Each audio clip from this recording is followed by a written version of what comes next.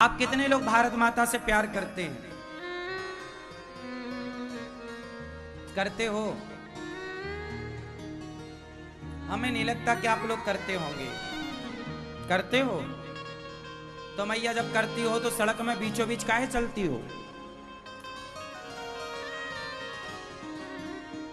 भारत माता से प्यार करते हो तो अपने भारत को अच्छा बनाओ, भारत की व्यवस्थाएं बनाओ। भारत में कैसे लोग रहते हैं? यदि सड़क में लाल बत्ती जल रही है चौराहे पर, तो आदमी लाल बत्ती जलने पर भी गाड़ी निकाल लेता है। भले एक्सीडेंट हो जाए, भला कोई व्यक्ति मर जाए, लेकिन आदमी एक गाड़ी के पीछे एक गाड़ी खड़ी नहीं होती, एक के आगे आकर खड़ा होता है। और हमारे यहां लोग सड़क के किनारे नहीं चलते, सड़क के बीचों बीच चलते हैं। भले तुम्हारे चक्कर में एक्सीडेंट हो जाए, कोई मर जाए। लोग गुटखा खाते हैं और सड़कों में थूक देते हैं, केला खाते हैं, छिलका सड़क में फेंक देते हैं।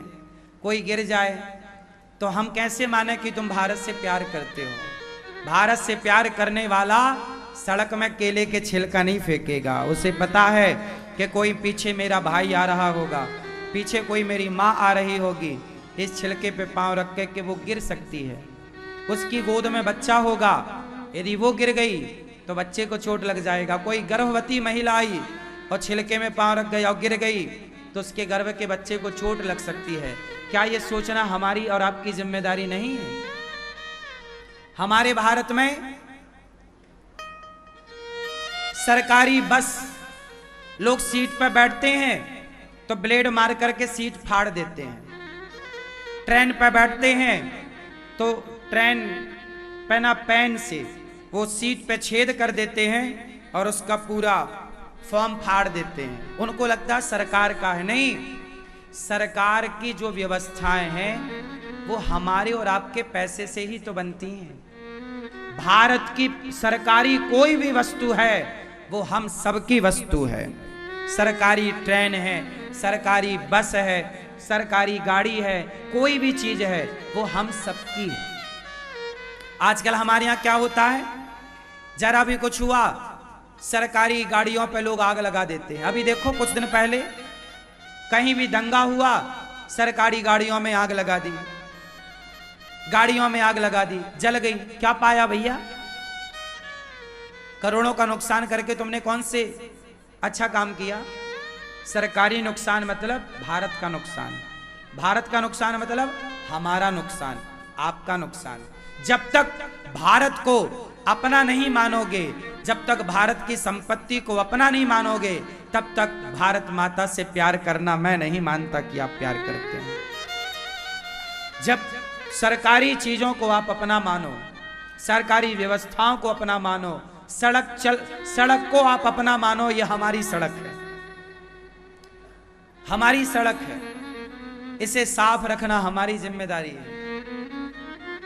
गाड़ी चला रहे हो तो गाड़ी चलाने के पीछे, चाहे जहां, अब क्या होता है कुछ लोग बीच में गाड़ी खड़ी करते हैं और दरवाजा खोल देते हैं, पीछे वाला आया और दरवाजे में फंस के गिर गया।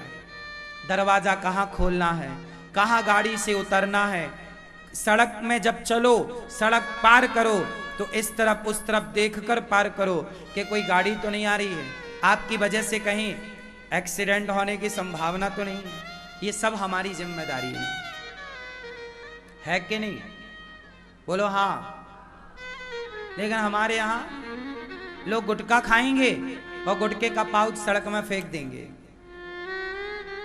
बहुत अच्छी व्यवस्था नहीं है। सरकार कितना करेगी, जब तक हम और आप जागरूक नहीं होंगे व्यवस्थाएं नहीं होंगी। तो भारत माता से प्यार करने वाले को भारत की व्यवस्थाओं को फॉलो करना चाहिए। बोलो हाँ के ना? एक दूसरे का ख्याल रखना चाहिए। फिर से बोलो, भारत माता की जय।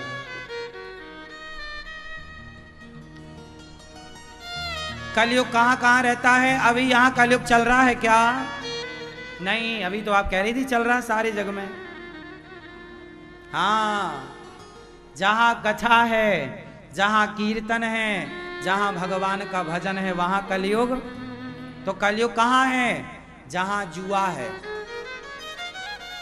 जहां शराब है, द्यूतम पानम, स्त्रिया, पराई स्त्री पराया पुरुष के चक्कर में आप पड़े हैं तो कलयुग। और मांस, मांस जो खाता वहां कलयुग। और सोना, बेईमानी से कमाया हुआ जहां धन है वहां कलयुग है। बेईमानी से कमाया हुआ धन जहां है वहां हाँ कलयुग है।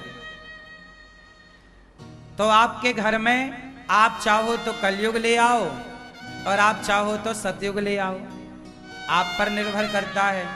घर का माहौल पूजा पाठ का बनाओ, कीर्तन भजन का बनाओ तो तुम्हारे घर में सतयुग है। तुम शराब पीने लग जाओ तो तुम्हारे घर में कलयुग है ना। सवेरे सवेरे चलता है सतयुग, 10 बजे से 4 बजे तक चलता है त्रेता युग, शाम को 5 बजे 6 बजे 7 बजे चलता है द्वापर, और रात को जब आदमी भोग विलास की ओर बढ़ता है तब कलयुग। जब आपके अंदर धर्म जागे, धर्म का भाव कि मैं किसी बूढ़ी माँ की सेवा करूं, किसी भूखे को भोजन कराऊं, जब आपके अंदर धर्म जागे तो वो सतयुग है। जब कर्म करने का भाव जागे कि काम कर लूं, पैसा कमाऊं, वो त्रेता है। जब आपके अंदर प्रेम जागता है बच्चों के लिए, परिवार के लिए, वो द्वापर है। और जब काम वासना जागती है तब वो कलयुग स्टार्ट होता है। समझ आई? राजा परीक्षित को 7 दिन में मरने का श्राप लगा। परीक्षित जी ने हाथ जोड़कर कहा, हे गुरुदेव, 7 दिन में मरना है, अतः पृच्छामि संसिद्धिं योगिनां परमं गुरुं पुरुषस्येह यत्कार्यं म्रियमाणस्य सर्वथा।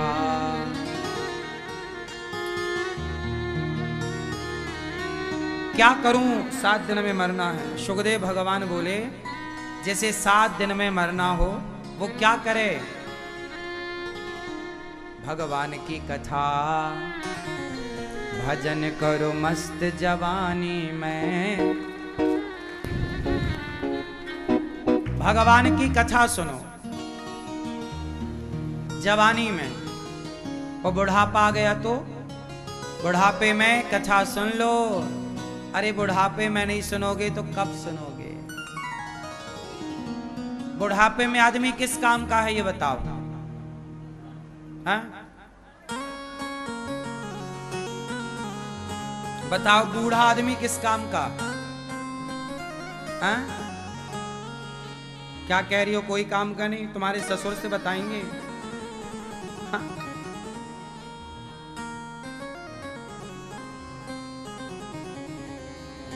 बूढ़े आदमी बहुत काम के हैं।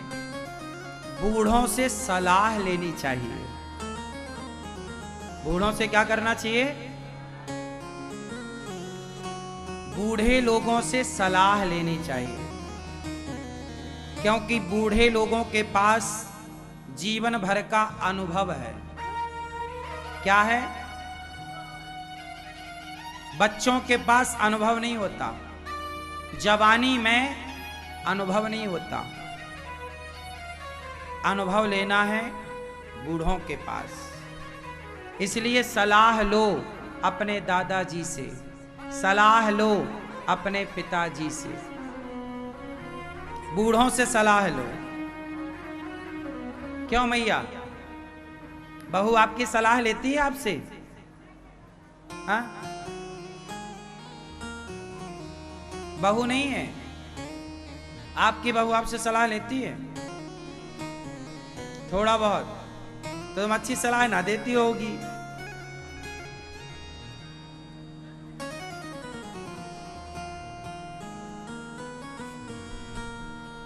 बूढ़ों को भी ना थोड़ा अपने को अपडेट करना चाहिए। बूढ़ों को भी आज के हिसाब से सोचना चाहिए, आज के हिसाब से रहना चाहिए। अब आप लोग ना वही पुराने ख्याल, पुरानी बातें बुरी नहीं है, पुराना ख्याल बुरा नहीं है, पर जैसी हवा चले ना वैसे बनना पड़ता है। क्यों? अब देखो, पहले कुएं का जमाना था। काय का जमाना? कुएं का। फिर नल आए, हैंडपंप, यूं इस नल का जमाना आया तो लोगों ने नल का बड़ा विरोध किया था, आपको पता है? अरे नल का पानी, अच्छा उस समय नल में, अंग्रेजों के जमाने में जो नल लगते थे ना, उसमें जो वासर होता था वो गाय के चमड़े का होता था, तो बड़ा विरोध होता था कि भाई गाय के चमड़े का पानी पीना गलत है, बात ठीक भी थी। फिर वो रबर का आया, रबर है ना, प्लास्टिक का आ गया आजकल, रबर का। तो पहले कुआं था, कुएं से परिवर्तन हुआ तो नल आ गए, क्योंकि कुआं खुदाना महंगा था, नल खुदाना सस्ता था। क्या कहते हैं? कुआं खुदाना महंगा था, नल खुदाना सस्ता था। तो समय बदला, हम कुएं से नल में आए। अब वो नल भी खत्म हो रहे हैं। अब देखो सबके घर में पाइपलाइन पड़ी है, पानी टोटी से पानी, नल घर पे ही लगा है सबके, नगर पालिका कनेक्शन दे रही है पानी का ठीक ठाक। तो उस नल से भी अब हम लोग हट गए, इस नल पर डिपेंड हो गए। मतलब समय के साथ चलना पड़ा कि नहीं? जब कुआं था तो सबको कुआं था, नल आया तो सबके लिए नल आया, सब नल पर डिपेंड हो गए, हाँ या ना? अब आप कहो नहीं जी हम तो कुएं का पानी पिएंगे, तो भैया अब कुआं है ही नहीं, ना के बराबर है, कहां पियोगे कुएं का पानी? है तो सूख गया कुआं। अब आप भी सोचो नहीं, हम पुराने ख्याल के आदमी हैं, हम कुएं का ही पानी पिएंगे, तो कहां पी लोगे भाई साहब? बदलना पड़ेगा, नहीं बदलना पड़ेगा। अब पानी हमें कुएं का मिल ही नहीं रहा है, तालाब भी नहीं बचे कि तालाबों का पानी पिया जाए। पहले के लोग तालाबों का पानी भी पीते थे, तालाब भी अब गंदे हो गए। नदियों का पानी पीते थे, आप जाओ यमुना जी, आप यमुना जी का पानी नहीं पी सकते, इस तरह से गंदी हो चुकी है यमुना मैया। नदियों का पानी अब पीने लायक नहीं है, कुएं का तो छोड़ दो।